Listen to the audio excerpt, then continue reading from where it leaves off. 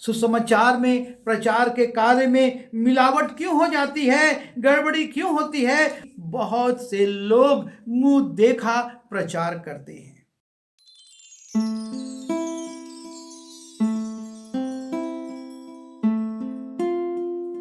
यीशु मसीह के पर्वतीय उपदेश, और हम इसकी 14वीं श्रृंखला में मत्ती रचित सुसमाचार उसके 5वें अध्याय के 19वें पद पर कुछ देर विचार करेंगे। यहाँ पर लिखा है, इसलिए जो कोई इन छोटी से छोटी आज्ञाओं में से किसी एक को तोड़े और वैसा ही लोगों को सिखाए, वो स्वर्ग के राज्य में सबसे छोटा कहलाएगा। परंतु जो कोई उनका पालन करेगा और उन्हें सिखाएगा, वही स्वर्ग के राज्य में महान कहलाएगा। और यहाँ पर यीशु मसीह इस बात को प्रकट करते हैं कि परमेश्वर ये नहीं चाहता कि लोग उसके वचन की व्याख्या गलत करें। परमेश्वर इस बात से संतुष्ट नहीं होता कि उसकी जो आज्ञाएं हैं उसको कोई अपनी इच्छा के अनुसार छोड़ दे या कुछ उसमें जोड़ दे या उस आज्ञा में कुछ जोड़ तोड़ करके लोगों को सिखाए। परमेश्वर ने जो बातें कही हैं वो चाहता है कि ठीक वैसी ही वो बोली जाए, सिखाई जाए और उनका पालन किया जाए। उसमें अगर मगर किंतु परंतु का कोई गुंजाइश नहीं है। परमेश्वर ये नहीं चाहता कि इस प्रकार से उसके वचन में जोड़ तोड़ की जाए और लोग उससे भ्रमित हों। 13वीं 14वीं शताब्दी में जो आंदोलन हुए और उसके पीछे यही कारण था। उस समय के तत्कालिक अगुवों ने परमेश्वर के वचन की व्याख्या अपने तरीके से करना शुरू कर दी थी। और जब जिंगवी, नॉक्स और मार्टिन लूथर ने इन बातों को देखा तो उन्होंने इसका विरोध किया। उन्होंने प्रोटेस्ट किया कि जो बातें इस प्रकार से बताई जा रही हैं, चाहे वो परमेश्वर के भवन में और चाहे वो परमेश्वर के अगुवे, वो उचित नहीं है। उसमें मिलावट होना गलत बात है। और इसलिए उन्होंने इस बात के लिए विरोध किया। और 14वीं शताब्दी में जो प्रोटेस्टेंट मत है वो इसी कारण अस्तित्व में आया, क्योंकि उस समय के कुछ अगुवों ने इस बात को प्रोटेस्ट किया कि परमेश्वर का वचन हर कोई पढ़े ताकि उस बात को वो देख सके कि वो वचन जो व्याख्या की जा रही है उसी प्रकार से है या नहीं। क्योंकि परमेश्वर इस बात से कभी खुश नहीं होता और परमेश्वर के लोगों को इस बात के लिए बहुत ही चैतन्य होना ज़रूरी है। जब हम प्रेरितों के काम उसके 17वें अध्याय के 11वें पद में जाते हैं, वहाँ पर पौलुस और सीलास बिरिया में जाते हैं और उसके बाद वो थिस्सलुनीके में जाते हैं। और इस प्रकार उस क्षेत्र में वो प्रचार करते हुए जब जा रहे हैं तो लिखा है, ये लोग तो थिस्सलुनीके के यहूदियों से भले थे और उन्होंने बड़ी लालसा से वचन ग्रहण किया और प्रतिदिन पवित्र शास्त्रों में ढूंढते रहे कि ये बातें यूं ही हैं कि नहीं। पौलुस प्रचार कर रहा है, सीलास प्रचार कर रहा है, लेकिन ये लोग प्रतिदिन पवित्र शास्त्र में ढूंढते थे, उसमें देखते थे कि पौलुस और सीलास जो बात प्रचार कर रहे हैं वो बातें यूं ही हैं कि नहीं। और परमेश्वर यही चाहता है कि आप और मैं परमेश्वर का वचन जैसा दिया गया है वैसा ही उसको ग्रहण करें, उसमें हम जोड़ तोड़ ना करें, हम उसमें घटाव बढ़ाव ना करें। और तब प्रश्न उठता है कि परमेश्वर के वचन में जोड़ तोड़ क्यों होती है या उसमें फर्क क्यों होता है। और इसका पहला कारण जो है और प्रमुख कारण है और वो है परमेश्वर के वचन के कम ज्ञान के कारण। वचन का ज्ञान नहीं है और बहुत लोग परमेश्वर के वचन को प्रचार करने लगते हैं, वो उसका आगा पीछा नहीं जानते और इसलिए वो गलत व्याख्या कर जाते हैं। लिखा है होशे उसके 4 अध्याय के 6वें पद में, मेरे ज्ञान के ना होने से मेरी प्रजा नाश हो गई। मेरे ज्ञान के ना, परमेश्वर का जो ज्ञान था उसके ना होने से उसकी प्रजा नुकसान उठा रही है, वो नाश हो रही है। कारण है कि परमेश्वर के वचन का ज्ञान नहीं है। और इसीलिए यशाया भी अपनी पुस्तक में 5वें अध्याय के 13वें पद में लिखता है, इसलिए अज्ञानता के कारण मेरी प्रजा बंधुआई में जाती है। परमेश्वर के वचन की गहराई की जानकारी नहीं है और लोगों को जो शिक्षा दी जाती है और उसके कारण बहुत लोग आत्मिक बंधुआई में चले जा रहे हैं, आत्मिक रूप से वो बंधनों में पड़ रहे हैं। और जब हम नीति वचन उसके 29वें अध्याय के 18वें पद को देखते हैं, वहाँ पर राजा सुलेमान भी इस बात को कहता है कि जहाँ दर्शन की बात नहीं होती वहाँ लोग निरंकुश हो जाते हैं। अर्थात परमेश्वर के वचन का ज्ञान होना और उसके साथ साथ जीवन में दर्शन होना, परमेश्वर इस वचन के माध्यम से क्या सिखाना चाहता है, क्या बताना चाहता है, उस बात को भी जानना जरूरी है। अर्थात परमेश्वर से प्रकाशन लेना जरूरी है। लिखा हुआ है बारूक के विषय में कि यिर्मयाह बोलता जाता था और बारूक उसको लिखता था। परमेश्वर ने जो कहा है उसको आपको और मुझको जब तक परमेश्वर का दर्शन प्रकाशन न हो हम उसकी सही व्याख्या नहीं कर सकते। और तीसरी बात है, जब हम मरकुस रचित सुसमाचार उसके 13वें अध्याय के 11वें पद में जाते हैं, यीशु मसीह कहते हैं, क्योंकि बोलने वाले तुम नहीं हो परंतु पवित्र आत्मा है। पवित्र आत्मा कभी वचन में मिलावट नहीं करेगा, क्योंकि वो तो परमेश्वर का ही अंश है, पिता पुत्र और पवित्र आत्मा। और इसलिए जब तक पवित्र आत्मा ना हो वो सही प्रचार नहीं किया जा सकता। जब हम पहला कुरिन्थी उसके 2 अध्याय में जाते हैं और 11वें और 12वें पद को देखते हैं, वो कहता है पौलुस कुरिन्थ की मंडली को, मनुष्यों में से कौन किसी मनुष्य की बातें जानता है। मनुष्यों में से कौन मनुष्यों की बातें जानता है, केवल मनुष्य की आत्मा जो उसमें है। वैसे ही परमेश्वर की बातें भी कोई नहीं जानता, केवल परमेश्वर का आत्मा। और जब परमेश्वर का आत्मा रहता है तो वो बातों को प्रकट कर देता है। और इसलिए वो कहता है 12वें पद में, परंतु हमने संसार की आत्मा नहीं परंतु वो आत्मा पाया है जो परमेश्वर की ओर से है, कि हम उन बातों को जाने जो परमेश्वर ने हमें दी हैं। और यह है स्पष्टीकरण कि पवित्र आत्मा बोलने वाला है, और जब पवित्र आत्मा से हम बोलते हैं तब वो बातें जो परमेश्वर ने हमें दी हैं वो प्रकट होती हैं। सुसमाचार में प्रचार के कार्य में मिलावट क्यों हो जाती है, गड़बड़ी क्यों होती है, और उसका चौथा कारण है कि बहुत से लोग मुंह देखा प्रचार करते हैं।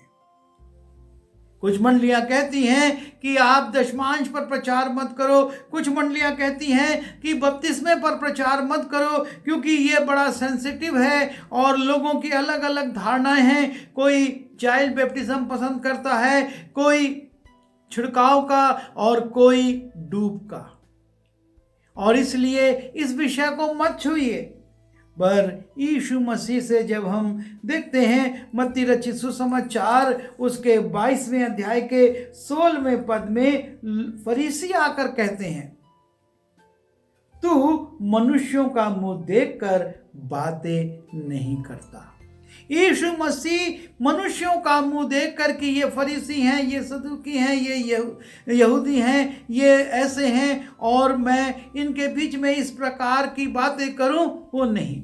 लेकिन जो वो कहता है निकोदेमुस से कि तुझे आत्मा से जन्म लेना आवश्यक। जो शरीर से जन्मा वो शरीर है और जो आत्मा से जन्मा वो आत्मा है। और कई बार परमेश्वर के वचन को जो कि गलत हो जाता है या उसमें अतिशयोक्ति हो जाती है, उसका कारण ये होता है कि लोग कोशिश करते हैं कि हम नए से नए विषय पर प्रचार करें, हमारे प्रचार में अनोखापन हो जिससे कि लोग आकर्षित हों और प्रशंसा करें कि अरे ऐसा प्रचार तो हमने नहीं सुना। और इसलिए परमेश्वर की व्यवस्था से और उसके आज्ञा से और उसके संदेश से लोग अलग हो जाते हैं। दूसरा कुरिन्थियों के 2 अध्याय के 17वें पद में पौलुस कहता है, क्योंकि हम उन बहुतों के समान नहीं जो परमेश्वर के वचन में मिलावट करते हैं।